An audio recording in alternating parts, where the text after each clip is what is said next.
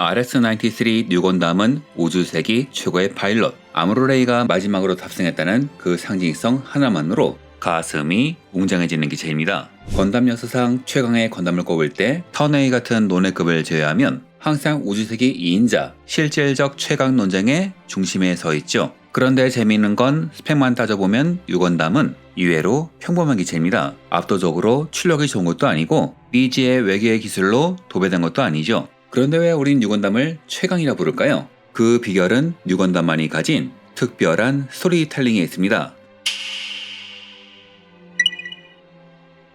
뉴건담은 토미노 감독이 주문한 망토 달린 건담이란 컨셉을 바탕으로 패트레이버로 유명한 이즈부치 유타카가 디자인한 것을 여러 디자이너가 클린업한 것입니다. 심플하면서 원점 획기적이지만 그럼에도 차별화된 모습에 감독도 크게 만족했다고 하죠. 이 심플한 디자인엔 중요한 의미가 있습니다. 당시 트렌드는 복잡한 기믹을 덕지덕지 붙이는 것이었는데 안노 히데아키가 공산품으로서 좋은 디자인은 심플한 디자인이라며 제타나 더블 제타는 기본적으로 퇴보한 것이란 의견을 내지요. 이 의견이 채택되어 역습에 샤에 나오는 기체들은 선이 줄어들었는데 이게 작품의 완성도에 여러모로 도움이 되었습니다. 작화의 부담이 줄어든 덕분에 역대 건담 시리즈 중 탑급으로 화려한 움직임을 보여주게 된 것이죠. 디자인의 원점 회귀가 영상미의 완성도로 이어진 겁니다. 비슷한 시기에 복잡한 에스건담을 디자인했던 카토키 하지메는 여러가지 기믹을 붙이는 트렌드를 거부하고 높은 완성도를 낸 것을 보고 큰 충격을 받았다고 하네요. 단 이즈부치 씨는 굳이 원점 회귀라기보다는 누구라도 건담이란 걸 알 수 있도록 디자인한 것이라 말했으며 이후에는 뉴건담이나 패트레이버 등의 메카를 두고 거창한 영웅의 갑옷이 아니라 산업 제품에 가까운 이미지로 그리고 싶었다고 말합니다. 즉 뉴건담의 단순한 패널 라인과 공업 제품 같은 비례감은 장난감이나 히어로 메카가 아니라 실제 조립 생산되는 기계처럼 보이게 하려는 의도가 반영된 것이죠. 이 공산품으로서의 리얼함은 이후 카도키 하지메식 리판에도 이어져 실제 존재할 것만 같은 건담이란 미학의 출발점 중 하나로 평가됩니다.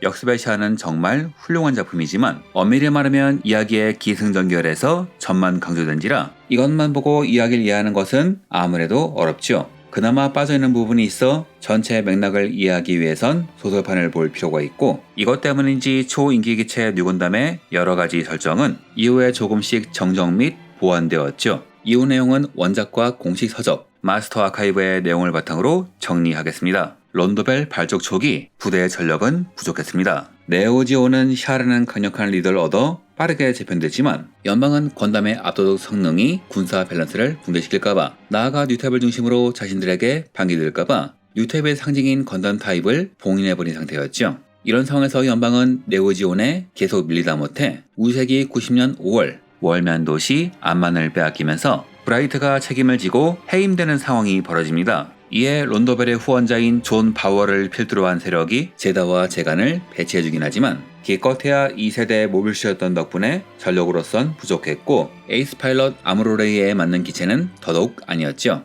이후 채용되지 못한 제트형 비가변 시작기 리가지를 얻긴 했지만 이 역시 충분한 기체가 아니었습니다. 하지만 우주세기 92년 해임된 브라이트가 복귀하면서 상황이 바뀌죠. 그는 차기마자마자 지구연방이 애너하임에 개발시킨 신형기를 요구합니다. 이 RS-92의 공간전 사양을 바탕으로 아무로 자신에게 맞춰 사양을 변경한 커스텀기가 바로 뉴건담인 것이죠. 론도벨의 기술주임인 체나아기가 아무로에게 신형기의 겨냥도를 바탕으로 조정안을 발표했는데 아무론 자신이 생각한 것과 너무 비슷해서 놀랐다고 하네요. 이후 아무로의 요청에 따라 신형기의 사이코뮤 관련 기능이 추가됩니다. 정리하자면 뉴건담은 애너하임이 만든 기체에 아무로가 주도하여 사이코뮤 관련 사양 책정, 정비성 및 확장성 확보를 위한 유닛 구조화, 그리고 핀파넬 장착을 위한 외부 형상 변경 등을 주도한 기체를 체인이 실전 데이터를 바탕으로 역대 건담들의 평균치를 바탕으로 최종 조정한 기체입니다. 이는 초창기 설정인 아무로가 개발했다는 내용과는 상충되는 것인데 이건 반다이의 설정 노름 정도로 보시면 될 것 같고요. 하지만 무능한 연방정부 때문에 개발 기간은 고작 3개월, 짧은 기간을 만회하기 위해선 검증된 데이터가 필요했기에 제타 계획의 기술을 대거 채용했고 그래서 이름도 그리스 문자의 13번째인 뉴가 되었습니다. 흥미롭게도 실제 애니메이션 제작도 비슷한 상황이라 전체 약 9개월 중 후반부 콘티와 작화 수정이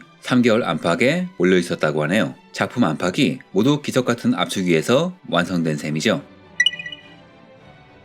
22m에 달하는 대형 기체지만 장갑의 경량화와 내부 공간 확보를 통해서 확장성을 높였으며 제타건담 계열의 바이오 센서를 탑재하여 기체 제어를 보조하며 핀판날 제어를 위한 원격 조작 디바이스가 헤드 유닛 등에 구현되었습니다. 또한 소모율이 높은 구동기에는 규격품을 사용하면서 프레임 일부에는 하이엔드 기체에 맞는 최고급 소재를 사용했지요. 건담 퍼펙트 파일 15호에 의하면 신뢰성과 내구성을 향상시키고 유지 보수 및 업데이트를 용이하게 하기 위해 기체 각부의 지구 연방군의 규격품이 사용되었으며 무버블 프레임의 기본 구조 또한 다른 양산형 모빌스와 동일하다란 내용이 있습니다. 또한 마스터 아카이브에는 오히려 양쪽 어깨에는 통상 기체의 것보다 출력이 강한 슬라스터를 넣으려고 했으나 아무로가 반대하는 바람에 통상형으로 장착했다고 하지요. 이런 것 때문에 일부 팬들은 내부는 거의 제간이라고 하지만 여러 자료에 의하면 긴급시 제간의 부품을 사용할 수 있긴 하지만 뉴건담의 것은 아무로에 맞게 커스텀된 부품이라고 합니다. 즉 구조가 제간과 같고 부품의 규격도 같지만 소모품이 아닌 케이블,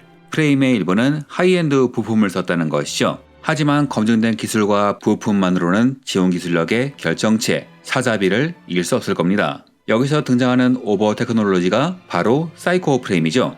토미노 감독은 미혹을 벌인 샤아는 최강이라고 말합니다. 그가 미혹을 벌였다면 아무로는 바로 죽었을 것이라고 하죠. 하지만 샤아는 라이벌인 아무로를 동등한 조건 하에서 능가하고 싶다는 미혹에 빠졌고 그래서 사실상 자신들의 편이기도 한 애너하임에게서 뉴건담의 개발 재료를 입수했죠.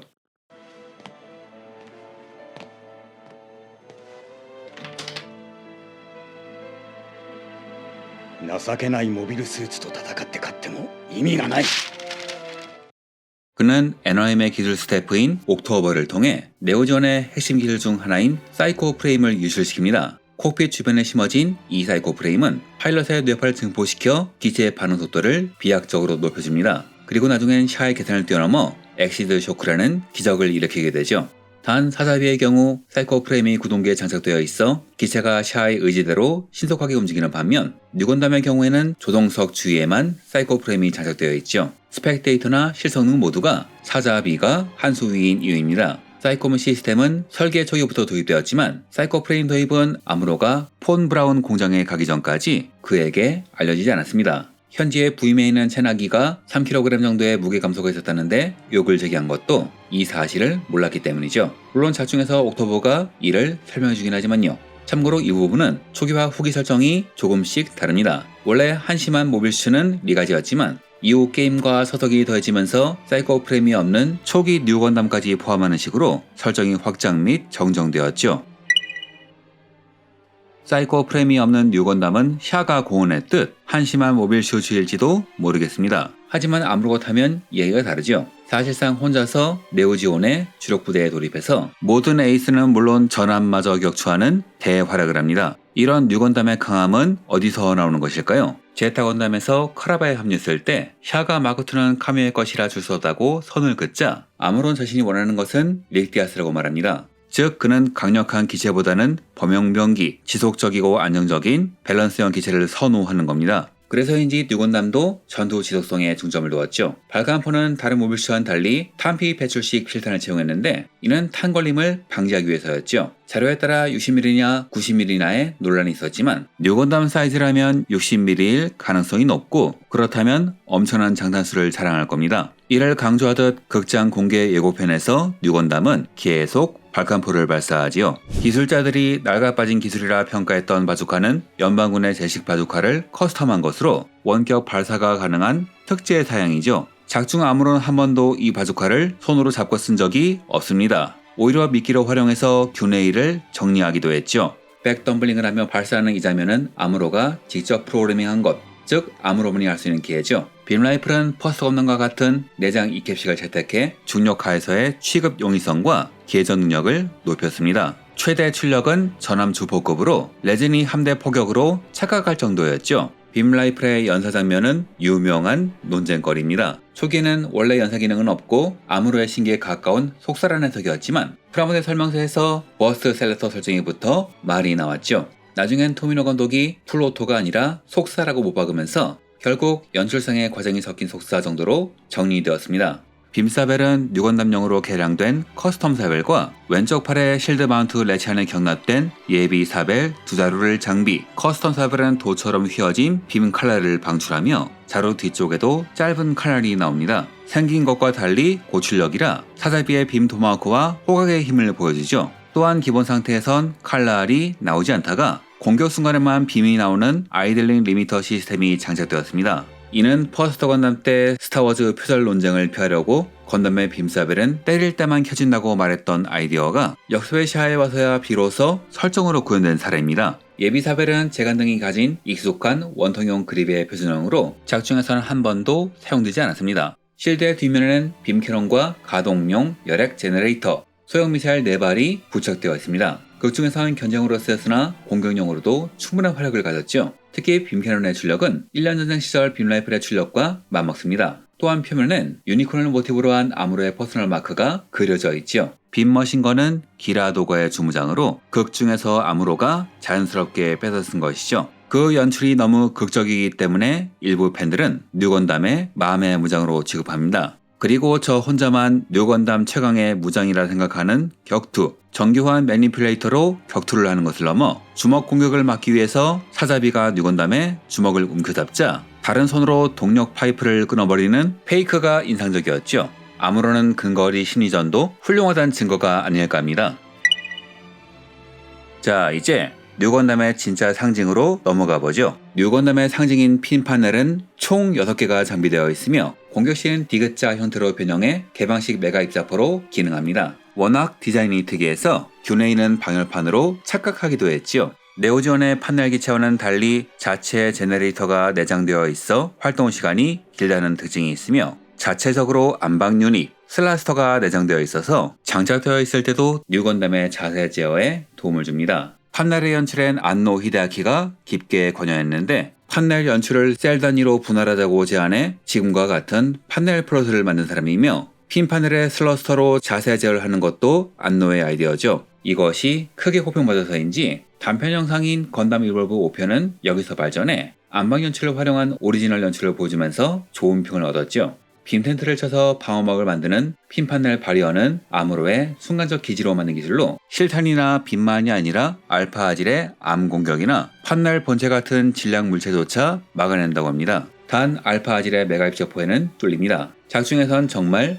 효동병기와 같은 활약을 보여주지만 전투중 자율복귀 및 충전이 불가능해 운용 시간이 제한됩니다. 네오지온의 기체의 경우에는 판넬 컨테이너를 가진 사자비만이 회수해서 충전이 가능하지요. 반면 뉴건담은 애초에 면성이기 때문에 컨테이너가 없습니다. 컨테이너를 갖춘 기체는 하이뉴 건담이죠. 모비우스 바이블 1호에서는 핀 판넬 단말이 대형화되는 바람에 사이코물 병기 특유의 은닉성이 저하되었다. 하지만 대용량의 제너레이터를 바탕으로 뉴건담을 보조하기에 판넬이 암살병기라면 핀 판넬은 중무장을 한 소대라고 표현합니다.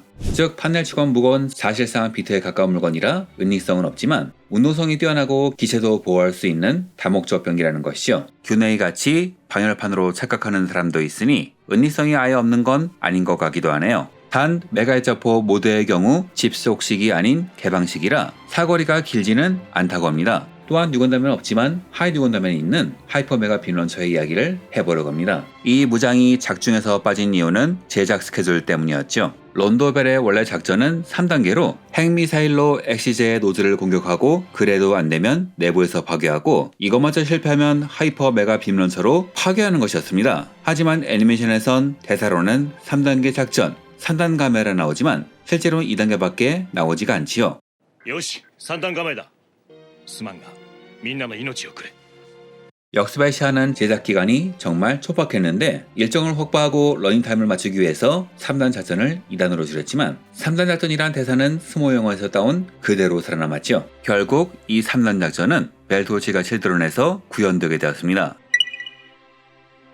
보통 80년대 애니메이션을 지금 보면 촌스러운 느낌이 드는데 이 작품은 9개월 만에 만들었음에도 불구하고 지금 봐도 전혀 촌스럽지 않습니다. 뉴건담의 여러가지 액션은 지금 봐도 감탄스럽고 이에 얽힌 내러티브는 보면 볼수록 훌륭하죠. 그게 가능했던 이유는 앞에서 말한 설정이 단순한 설정이 아니라 작품의 내러티브와 깊게 얽혀있기 때문일 겁니다. 이번엔 기체 배경 설정 그리고 무장에 대해서 이야기해봤습니다. 다음 편에선 뉴건담에 관한 나머지 이야기를 하기로 하죠. 그러니 1편은 여기서 마치겠습니다.